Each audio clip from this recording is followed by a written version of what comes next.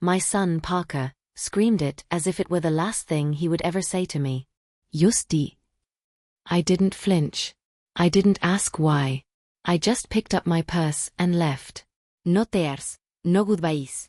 He stood in the hallway with that smug look on his face, like he'd finally won something. But I wasn't leaving because I was broken. I was done. That night, I didn't pack clothes, just my handbag, phone, charger, keys, nothing more. The groceries I'd bought, I left them. The laundry, not my problem. I stepped outside, the door closed behind me, and for the first time in years, I felt light. It all started 3 months earlier. Parker, 23. Unemployed and allergic to responsibility, he found a mentor online selling the big dream. One live stream, and he was hooked. Flashy cars, fake stacks of cash, and big talk about how the system is rigged and only true hustlers win. Before we start, like and subscribe, and please, let me and everyone else know. What's one life lesson everyone should hear before it's too late? Drop it in the comments. Thanks. The guy called parents energy drains, and urged young people to cut off anyone who didn't support their vision. Parker loved it. He started quoting every line like it was scripture. Chores are minimum wage energy. If they're not investors, they're dead weight. He stopped helping around the house. Slept all day, online all night. Zoom calls with other wannabes, shouting level up. Like they just cured cancer. I told him to slow down, to check the guy's website. It was full of stock photos, resetting countdown timers, fake reviews, the full scam package. I showed him. He laughed in my face, called me a hater, said I didn't want him to be successful. That hurt. Not because it was cruel, but because he believed it.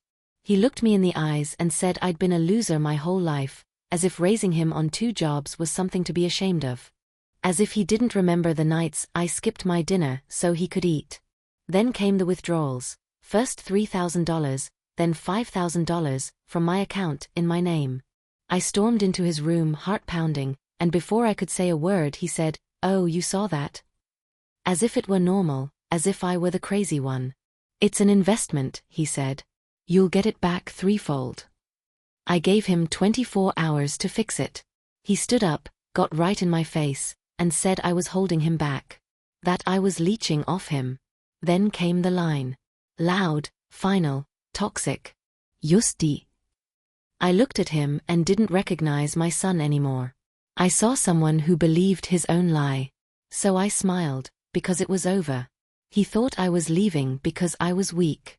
He had no idea I was finally strong enough to let him fail alone. It started like every other scam. Not with an offer, but with flattery. He first found the guy on TikTok.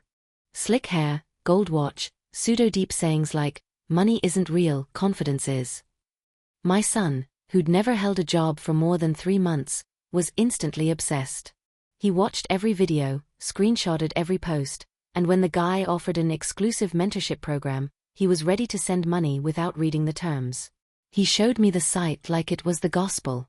A countdown timer, testimonials from random usernames with AI-generated pictures, and big promises of turning $500 into 6 figures with secrets the elites don't want you to know. I told him to wait. Real business doesn't need a timer and artificial urgency. He didn't want logic, he wanted to feel special. The guy had a way of talking that hit every one of Parker's insecurities. He told him college was for sheep, parents were brainwashed, and if your family didn't support your hustle, they were energy vampires. My son clung to every word because it gave him permission to blame me for everything that had gone wrong in his life. The first payment was small, $97 for a PDF course. Then came a $249 Zoom strategy call. I overheard part of it. The scammer said, "You're the kind of guy I'd work with long-term. You have real alpha energy." Parker lit up like he'd just been knighted. That one sentence meant more to him than anything I ever could. It gave him fake status. He started calling himself a digital entrepreneur, telling everyone he was building a quantum client funnel system. I asked what that meant. He rolled his eyes and said, "It's passive income, Mom. You wouldn't understand." I understood. I just wasn't buying it. But he wouldn't listen to anything that didn't come from the mentor's mouth. Over the next 2 weeks, he changed. He'd get up at 2 p.m., stay up all night listening to loud motivational playlists, and pace around like he was wired on caffeine. He stopped doing his laundry, wouldn't eat anything I cooked. He told me I was living in the past, and would be dead before the economy collapses, whatever that meant. He shouted about vibrations and scarcity mindset. Every time I brought up a real bill, he'd stopped paying his share of the rent. He'd say, "I need to invest in my growth." I was watching my son disappear into a one-man cult. The mentor posted a new video, bragging that his private students were all making 5 figures in 30 days. Parker believed it because he needed to. He wasn't making anything, not 1 cent, but he couldn't admit it. So he doubled down. I found out later he'd opened 2 credit cards in his name just to pay for upgrades, but it wasn't enough. One night while I was asleep, he used my saved banking information from an old laptop and transferred $8,000 to a company I'd never heard of. When I confronted him the next morning, he didn't apologize. He smirked. "It's an investment. You'll thank me." I didn't scream. I didn't cry. I called the bank, reported fraud, and froze my account. He freaked out, accused me of sabotage, said I was trying to steal his future. I said the only thing I'd ever stolen was his laundry off the floor. He didn't laugh. That night, he posted a video to his small community about how toxic parents ruin high-value men. That's when I realized he wasn't just lost, he was choosing to drown. He truly believed the mentor cared about him. He really thought this guy, living in a rented penthouse and selling $2,000 courses to broke college kids, was going to make him rich. I watched him record voice notes to the mentor, pouring out his dreams, asking for advice. I never heard a single one answered, but he didn't care. Just having permission to send them made him feel important. One morning, he stormed into the kitchen, eyes wild, saying he was about to land a partnership. "I'm so close." I asked what the partnership was. He said he didn't know yet, but I needed to transfer the full amount today to secure it. I said no. He screamed, said I was jealous because I never take risks, said I wanted him to fail. I said I wanted him to wake up. He said, "Screw this, I'm out." When I told him he was burning his last bridge, he didn't hesitate. He packed my bags and told me to leave. Not his. Mine. That's when I knew the mentor had already replaced me. And what he didn't know yet was that the man he'd given all his trust to was about to disappear without a trace. After I left, he literally celebrated. He posted an Instagram video of himself standing in the kitchen I used to cook in, holding a mug that said "All Boss Energy," and grinning like he'd just won a custody battle for his own freedom. The caption read, "Cutting off toxic people, even if they gave birth to you. Time to ascend." He didn't just block me on his phone. He deleted my contact and laughed about it to his few followers, telling them how he was freeing himself from negativity. Meanwhile, I was sleeping on a friend's couch, trying to sort out the fraud case with my bank and stop the automatic payments he'd triggered before I locked the card. The $8,000 was gone. The bank said I had a chance, but no guarantee, since the transfer came from a known device, my old laptop. It didn't matter that my own son had stolen it. It was still under my name. He had taken everything he could before throwing me out like old furniture. I watched from a distance as he posted daily motivational videos. Always the same outfits, same angle, same apartment, only now without me in the background folding towels or bringing him coffee he never thanked me for. His girlfriend, Nora, moved in right after I left. She was 21, pretty, easily impressed, and just as obsessed with the mentor. I could tell from their videos that she thought they were going to be the next power couple brand. They made TikToks where she'd sit on his lap, calling him CEO while he fanned himself with stacks of cash I knew were either borrowed or fake. The scammer had told them to project abundance or die broke trying, and they were following the script perfectly. I heard from a mutual cousin that Parker was telling people he was about to be flown to Dubai to meet clients, that he was in the top 5 earners of the program. None of it was real, but he needed the lies more than oxygen. The more I watched, the more I realized he hadn't just blocked me, he'd replaced me. He said Nora believed in him unlike me, that she was ride or die. But I knew that kind of loyalty only lasts as long as the money flows. What he didn't realize was that his accounts were collapsing beneath him. The fake mentor sent new payment demands, this time for advanced coaching and tax strategy sessions. Parker kept paying, believing the big payday was close.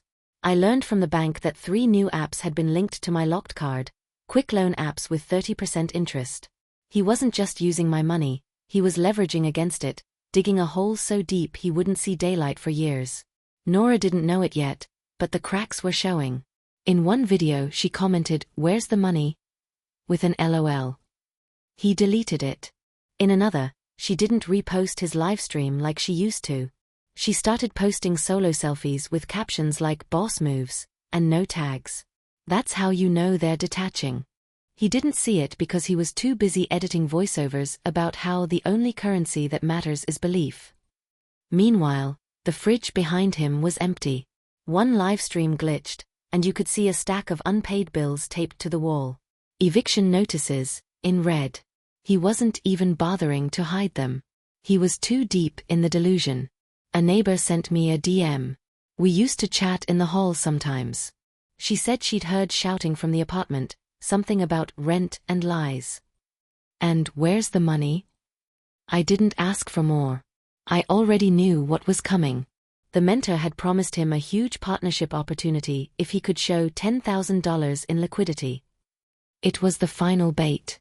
And Parker, desperate to keep the facade up, not just for Nora, but for the followers who thought he was about to break through, was going to fall for it again. He thought he was in control. But what he didn't know was that this time, when it all came crashing down, there would be no one there to catch him.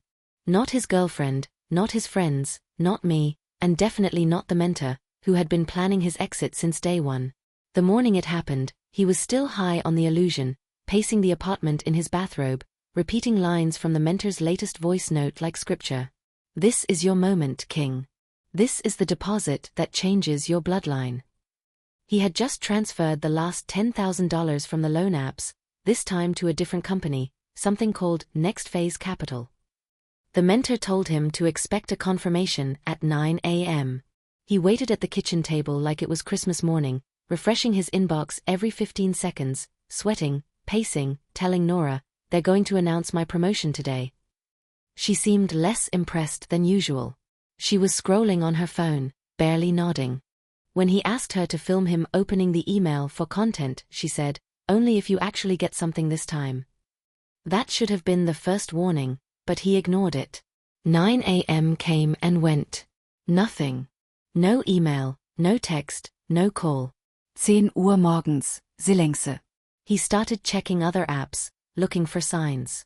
The Discord server for top-tier ments he was so proud of, deleted. The Telegram chat, empty, all admins gone, all messages wiped. He refreshed again, and again, and again. Nothing. Nora asked, "Did you pay through a site?" He said, "No, it was a private wallet, it's more secure." She stared at him, not blinking. Then she asked, "Did you at least get a receipt?" He said, "They don't do receipts, it's crypto." She walked out of the room. He followed her, saying, "It's a time difference, they're in Dubai. The hours are different." She said, "Dubai is 4 hours ahead, genius." He tried calling the mentor, straight to voicemail. Tried again, still dead. The number that once sent him voice notes and motivational speeches was now silent. He ran back to his laptop, pulling up the mentor's old videos, all deleted. Instagram, blank. Twitter, gone. YouTube, vanished. It was as if the man had never existed. Nora came back in and asked, "Are you telling me this guy ghosted you for $10,000? He said, "No, it's not like that. He's building something bigger. This is just a transition." She looked at him like he was made of glass. Fragile, transparent, splintered at the edges. Then she said the sentence that made it real. "You got scammed, didn't you?" He didn't answer, couldn't, because to answer was to accept that everything he'd built, the persona, the brand, the confidence, was built on air. He sat down on the floor, not collapsing, not crying, just empty, like someone had pulled the plug. His mind was still scrambling for an out, a loophole, anything to believe it wasn't real. But the signs were all there. The mentor had hinted at it all along, talking about shaking off weak hands, leveling up by cutting dead weight, going off the grid to build the empire. It sounded cool then, now it sounded like a pre-written excuse. He opened his banking app. Negative Balance. Interest piling up fast. No buffer left, no credit, no backup. No one to call but me, and I was still blocked. Nora asked what he was going to do next. He said, "I'll fix it." She said, "How?" And he said, "I'll find a way." That's when she started quietly packing. No fight, no tears. She took her skincare, her charger, her laptop, a jacket. He asked, "Wait, you're leaving?" And she said, "I'm not gonna be the girl who stays with the guy who lost everything to a dude named Next Phase." He called her shallow. She said she was done playing house with a man who couldn't even afford an Uber. Then she just left. He didn't run after her, not because he didn't care, but because he couldn't move. For the first time in years, there was no plan, no script, no fake success to hide behind. Just the silence of a cheap apartment filled with broken promises, red notices, and the smell of something burning on the stove he'd forgotten to turn off. And for the first time, he felt what it was like to be alone. Not by accident, but by his own choosing. Nora didn't slam the door when she left. She didn't scream, throw things, or make a scene. She just zipped up her bag, slung it over her shoulder, and said, "Good luck, Parker." Like she was talking to a stranger she wouldn't remember. A week later, he was still on the floor. The laptop open, the display dark. For the first time in weeks, he couldn't pretend anymore. No more live streams, no more voice notes, no more belding. Just bills, silence, and the awful sound of his own thoughts catching up to him. He thought maybe she'd come back later, maybe she just needed space. But when he opened the fridge, her favorite snacks were gone. When he checked the cabinet, so was her spare toothbrush. Chat knauen. She was just waiting until the moment was too dead for a fight. The first night alone hit him harder than he expected. He tried to sleep but couldn't. The red blinking light of the router reminded him the Wi-Fi was overdue. The room felt colder, smaller. He kept looking at the door, half expecting a knock, even though he hadn't spoken to a real friend in weeks. The only notifications on his phone were payment reminders. And in the corner of the room was the worst part, a shoebox full of unopened mail he'd been ignoring.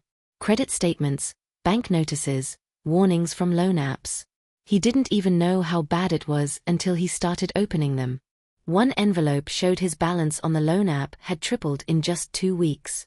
Another warned he had 7 days before it went to collections. That's when the panic set in. Not the kind that makes you scream, but the kind that eats at your chest slowly, like acid. He called the bank, asked if they could reverse the transfers. They said, "Once the money is gone, it's gone."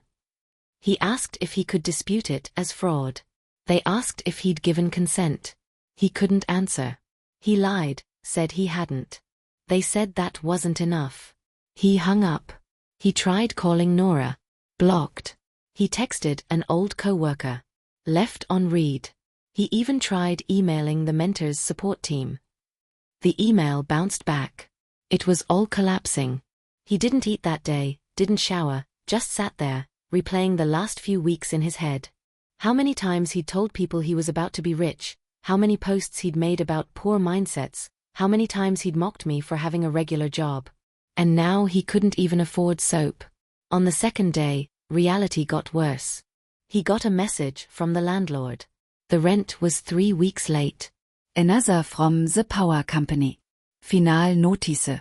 He'd never handled these things. I always had. He used to roll his eyes when I reminded him about the electric bill. Now he was reading disconnection warnings like they were in another language.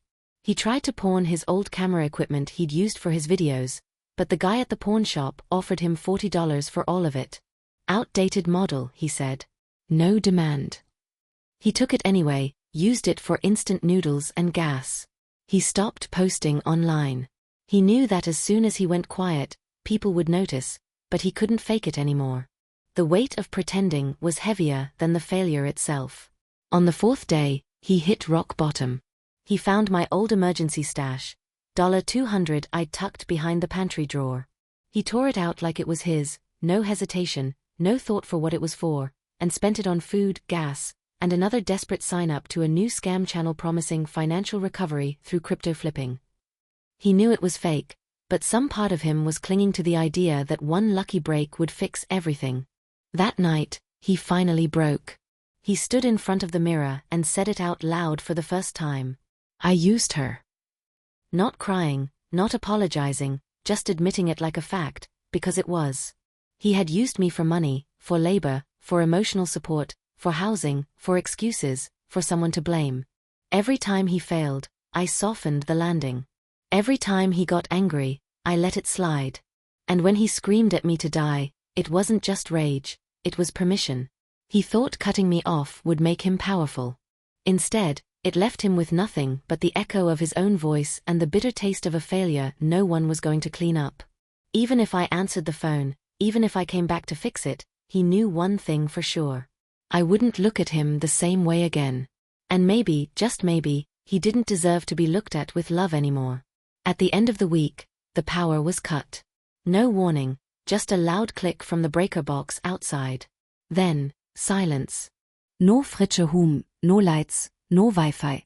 The cold set in immediately, and so did the smell of the spoiling food in the fridge. He sat in the dark for a few minutes, like it might turn itself back on, like he could will it back to life. Nothing happened. He called the power company. They said the account was suspended for non-payment. He said he could pay next week. They said, next week's not good enough.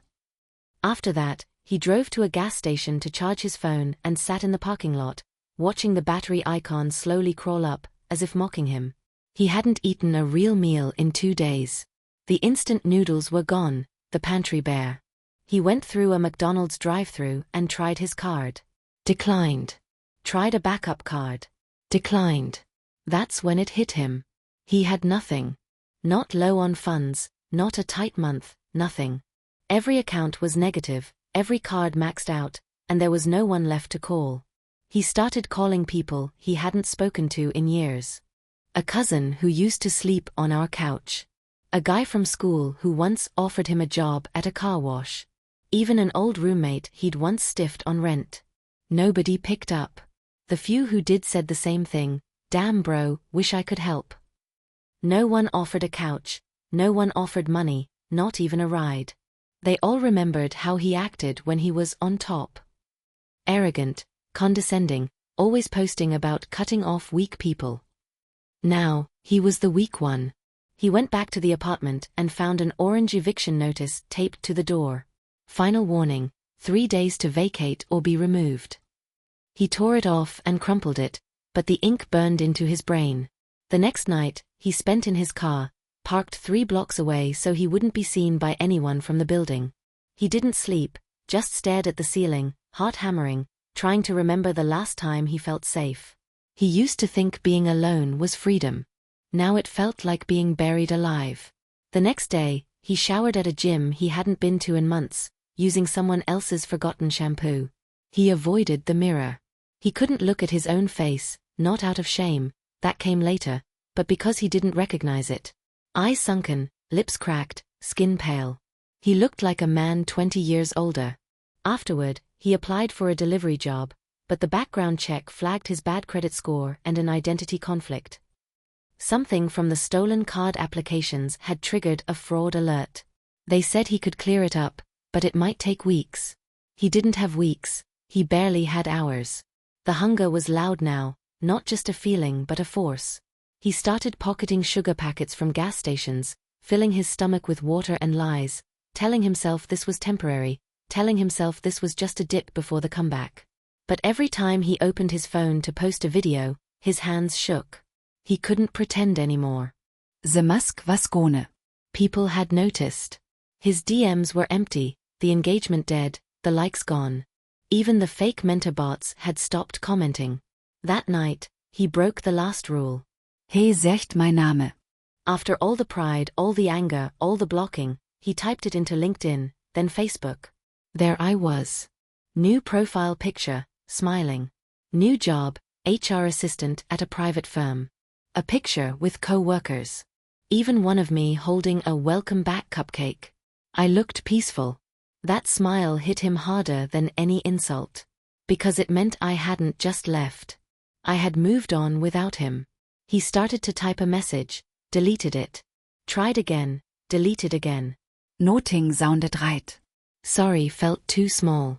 I need help felt too pathetic. I miss you felt dishonest. He threw the phone on the passenger seat and pulled his hood over his face, trying to breathe through the panic. That's when he realized what true loneliness was. Not just being by yourself, but knowing that no one is coming. Not friends, not Nora, not fake mentors, not even me. The next morning, the guilt hit harder than the hunger. He woke up with a stiff neck from sleeping in the front seat. His phone vibrated with nothing useful, just spam emails and a text from the loan app reminding him his balance had gone up another $100 overnight.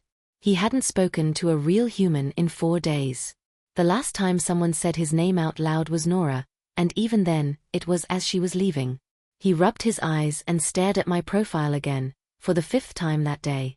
There I was. New haircut, Nissa Clotis. Smiling with people he didn't know.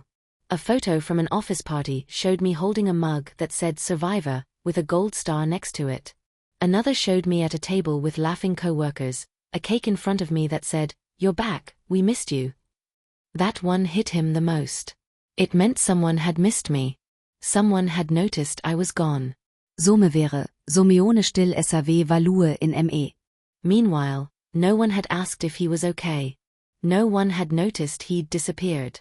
His fake success hadn't left a dent. All the videos, all the posts, gone, like they never meant anything. He kept scrolling. A post from me was a quote. Sometimes, the best thing they ever did was push you out. He stared at it for a long time, not sure if it was about him, but too ashamed to ask. It was the first time he let himself fully admit it. Not just that I was gone, but that I was thriving without him. I had peace. He had nothing. The lies he told himself were crumbling, one by one. He used to think I needed him emotionally, that I was dependent on him financially, that he was the only thing keeping me relevant. Now he realized he was the weight I had to shed. The worst part wasn't that I'd moved on. It was that I hadn't hesitated. I was ready. I had plans, contacts, a safety net. I had people who respected me. He had none of that. He had followers, not friends. Views, not value. And now that the lights were out and the money was gone, so were they. That evening, he drove past my new office once, just to see it. Parked across the street, hood up, trying not to look like the failure I'd warned him about. I didn't see him. I never came out. He just sat there, watching the lit windows as the office buzzed with life, imagining me inside, working, laughing, maybe forgetting him. That thought made his chest ache in a way hunger never could. For the first time, he wondered how I must have felt walking out that door. What it was like to leave someone who wouldn't fight for you. He thought of all the times I brought him food without being asked, paid his parking tickets, bought him new shoes with grocery money, and he didn't even say thank you. All the late-night pickups, the quiet encouragements, the birthday cakes he'd barely looked up from his phone to notice. He had taken it all for granted. And the moment I pushed back, he screamed at me to die. Now, that moment replayed in his head. Not because of guilt, but because it was the exact moment he destroyed his last lifeline.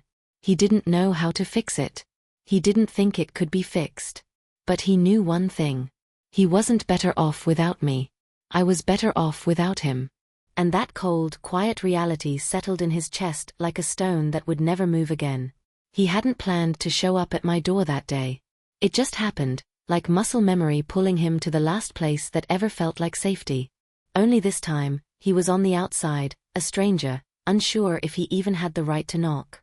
He hadn't eaten in nearly 2 days, hadn't slept for more than an hour at a time, hadn't spoken to anyone who looked at him like he mattered.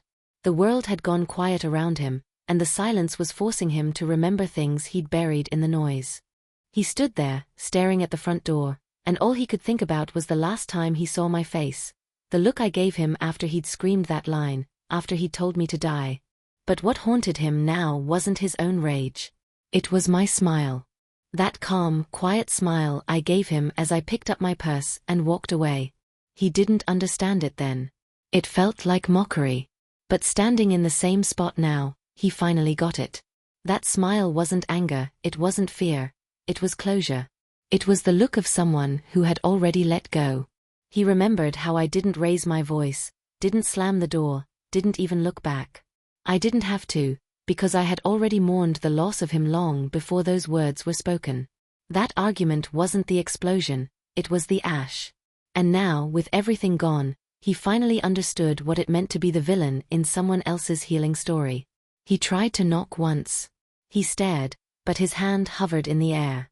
What would he even say? Sorry would mean nothing. Help me felt cheap. He stood there, remembering everything I'd done in the days before the final blow.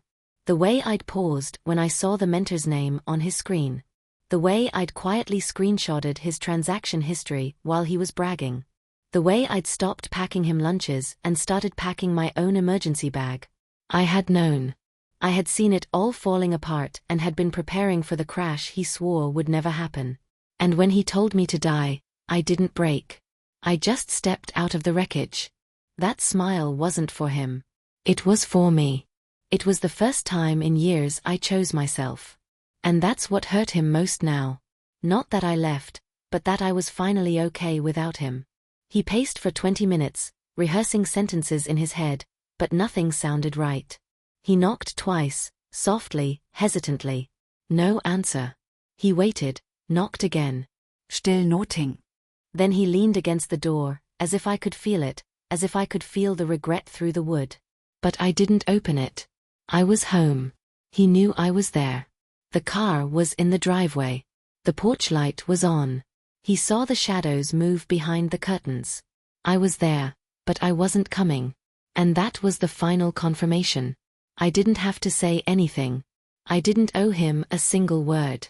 This silence was the consequence he never saw coming. For a minute, he thought about leaving, thought about walking away and pretending this was just another failure he'd survive. But he couldn't, because this wasn't just any door. It was the last one. The last person. The last chance to prove he was more than what he'd become. So he sat down on the step, back against the wall, head in his hands, and for the first time through all of this, he didn't feel like a victim. He felt exactly what he was. Lost, used up, and finally facing the cost of everything he'd thrown away. Upstairs, behind the locked door, I watched him quietly, not out of cruelty, but because some apologies are earned in silence. He stayed on that step until his legs went numb, until his back ached and the streetlights blinked on one by one, casting long shadows across the yard as if time itself wanted to pull him away. But he didn't move, because he had nowhere else to go, not physically, not emotionally, not even mentally. And the idea of turning back felt worse than the cold concrete beneath him. He knocked 2 more times, softer this time, as if the volume of his guilt mattered. But the door didn't stir. He knew I was inside. He could hear the faint clink of dishes, the low hum of the television, the comfort of a life that no longer included him. That sound hurt more than the silence. It meant that after him, I had built something stable and safe, and he had no right to ask for a piece of it. Still, he whispered, please, as if it could slip through the cracks in the wood and reach the part of me that still remembered his better days. He thought maybe I would hear the tremor in his voice, the way it broke, like the boy he used to be, not the man he pretended to be. He leaned forward, pressing his forehead against the door and stayed there, like it was holding him up. He wasn't crying, not because he wasn't broken, but because he was past tears. There was nothing left to wash away. A neighbor walked by, paused at the end of the driveway, and asked, "You all right, man?" He looked up, blinking, as if he'd forgotten people still existed outside his own chaos, and just nodded. The neighbor didn't believe him but didn't push, just kept walking, shaking his head. That moment stripped him of his last shred of pride. It wasn't just that he had failed, it was that now everyone could see it. He wasn't mysterious or misunderstood. He was the guy who had screamed at his mom to die and came crawling back a month later with nothing but empty hands and a hollow apology stuck in his throat. At midnight, I opened the blinds just enough to see him. He hadn't moved. I watched him the way you watch someone you once loved but no longer recognize. Cautiously, distantly, not with hate, but with care. I saw his hood pulled low, his knees drawn up, his fingers twitching as if he were still trying to type a version of the truth that didn't make him look pathetic. I could have opened the door. I could have ended it there. But I didn't, because this wasn't the moment. Not yet. Forgiveness isn't something you throw down at the first sign of regret. It's something earned in the spaces between pleading and becoming. I needed him to sit there, to feel what it's like to be powerless in front of someone who once loved you unconditionally. He needed to understand that not all wounds are healed with a hug. Some are healed with silence, with waiting, with proof. I sat on the couch and let him stay outside. I knew he'd knock again tomorrow. Or maybe he wouldn't. Maybe this was the last thing we would ever share, the weight of silence between us. Either way, I didn't open the door that night. And when I finally stood up and turned off the porch light, he looked up for a second, saw the change, and that little flicker of hope died in his eyes. That was the real punishment. Not rejection, not words, but the truth that not everything that's broken gets a new start. The next morning, I opened the door. Not because I had forgiven him, but because he was still there, curled up on the steps like a forgotten package. Eyes bloodshot, face hollow, smelling of regret and rain. And I knew this wasn't a performance anymore. It was a collapse. He didn't say anything at first, just looked up, as if unsure I was real or part of a nervous breakdown. I said, "Get up. Not out here." He stood slowly, every movement stiff, and followed me inside without a word. I didn't offer a hug. I didn't ask if he was okay. I poured him a glass of water, set it on the counter, and waited. He sat on the edge of the couch as if he were afraid to touch anything, as if even breathing too loudly might get him thrown out again. Finally he said, "I messed up." I nodded. He said, "I lost everything." I nodded again. Then he asked the one question I was waiting for. "Why did you open the door?" I looked him straight in the eye and said, "Because you finally knocked like a man who was done lying." That hit him harder than any sermon. I didn't coddle him. I didn't say it would be okay. I laid it out plain. A mattress in the guest room. A list of job applications. A strict rule. Tiertides, no handouts, no laziness, no lease. He nodded, said, "I deserve this." I said, "You deserve worse, but this is what I have left." He cried then, quietly, not from pity, but under the weight of being finally seen and held accountable. I didn't cry. I had done my crying a month ago. This wasn't a sweet reunion.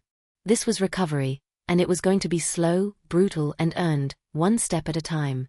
But for the first time in a long time, he was listening. And that's how I knew he was ready. Not for forgiveness, not yet, but for the first real step back toward becoming someone worth forgiving.